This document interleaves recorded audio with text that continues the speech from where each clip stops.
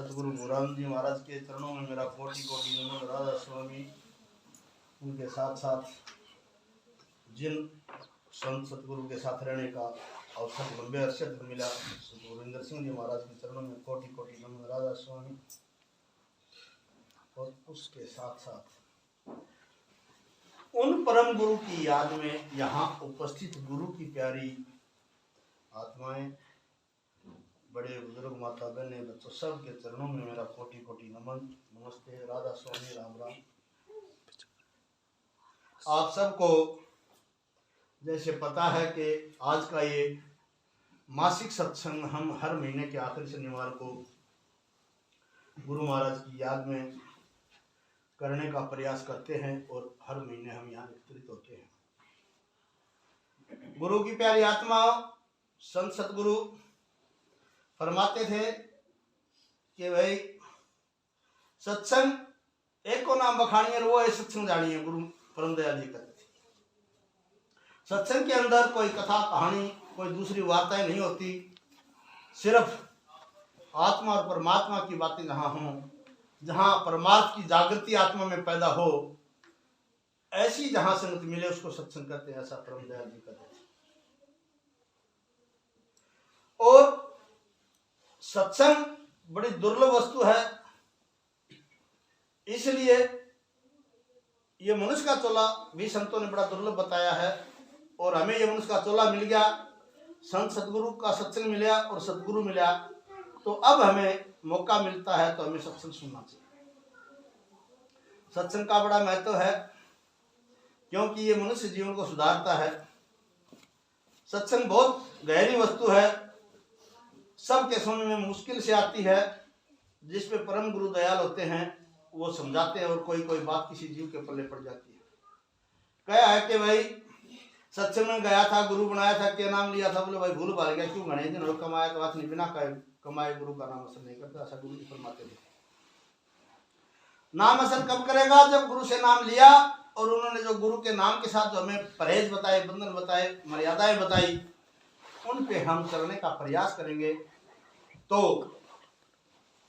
क्या जो संतों के सत्संग में जो संतों के मुख से सुना, वो कहते थे गुरु महाराज जी के श्रवण मनन निधासन साक्षात्कार जो सुनेंगे, वहां सत्संग जहां होता है वहां सुनने का हमारा प्रयास होना चाहिए।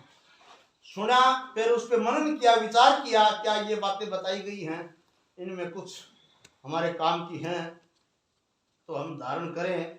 ऐसा विचार मनन उस पर होगा, श्रवण मनन। फिर उसका अगर अच्छे लगेगी तो निध्यासन इनके करके देखेंगे, तो जो कि तो वो बात समझ में आ सकती है, साक्षात्कार इनके असलियत बात हमारे सामने आ सकती है। और परम गुरु महाराज जी कहते थे कि इस शरीर के अंदर काफी चीजें हैं, मन इंद्री, काफी परमात्मा ने इसको संपूर्ण सृष्टि में जो चीजें व्याप्त है वो संपूर्ण ज्ञान और संपूर्ण ताकत इस मनुष्य चोले में पैदा की। कोई इंद्रिय इसको लग नहीं सकती सिवाय आत्मा। एक ऐसी ताकत है जो परमात्मा को लग सकती है, दूसरी कोई चीज इसको समझ नहीं सकती है। और वो कब समझेगी? कोई कितना भी ज्ञानवान विद्वान हो, बगैर गुरु की दया के कोई भी समझता। और संत क्या समझाते हैं कि अभी गाया गया था कि भक्ति दान गुरु दीजिए देव। हम संतों के सत्संग में आके, सतगुरु के दरबार में आकर के, संतों ने बार बार फरमाया है मनुष्य के रूप में आकर के, मनुष्य की बोली में बोल करके, और वो संसार में आए और समझा के पहले भी गए और आगे भी आएंगे जाएंगे। वो जो बताया उन्होंने कहा, उस पर हमने अमल किया तो हमारे जीवन में कुछ चीजें काम आ सकती हैं। और वो गुरु महाराज कहते थे कि इन आंखों से जो वस्तु दिखाई दे रही है वो एक दिन नाशवान है, वो कभी ना कभी खत्म हो जाएगी।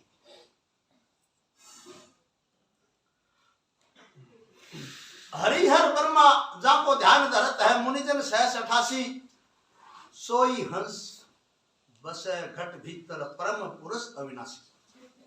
उस अविनाशी को देखने के लिए गुरु महाराज की दया, गुरु महाराज के वचन, गुरु महाराज के प्रसाद के पर्यंत उसको देखने वाले चक्षु और उसको देखने वाली ज्ञान की इंद्री को जो है वो संतों के मार्ग बताइए चरण से खुलेगी।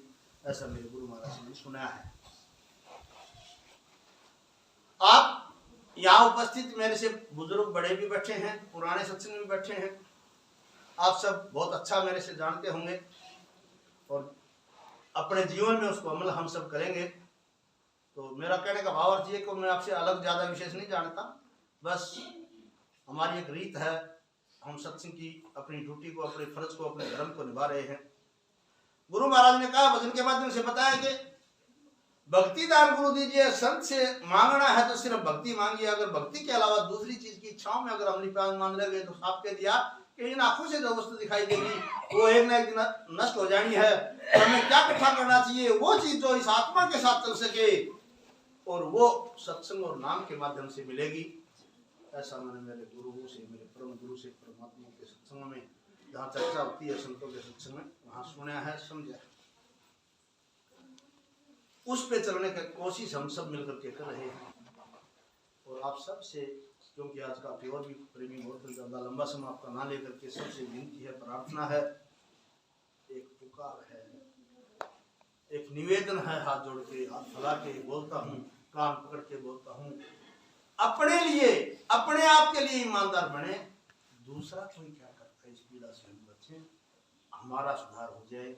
इस रास्ते पे हमें चलना का सफलता तभी मिलेगी जब हम इस बात को सीख जाएंगे कि हम घड़ी दो घड़ी सत्संग में आते हैं, अपनी देर अपने गुरु को समर्पित होकर के और गुरु को हाजिर मान करके गुरु की मौज को समझ के अपने जीवन में उतारें तो समझ में आएगा।